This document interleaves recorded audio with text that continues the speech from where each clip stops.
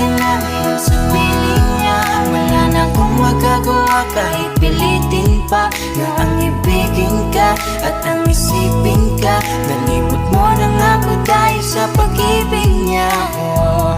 Binabalikan ating nakaraan, panahong ayos tayo bago mo ako saktan. Pero bakit mahal pa rin kita kahit masaya ka na sa iba? Bakit sinaktan mo ang damdamin ko? Anong nangyari? Di ko mawari, di ko alam magkakaganito. Nung una naman ay okay naman, nangako ka pa sa'kin di mo ko sasaktan. Kaya di ko akalain magloloko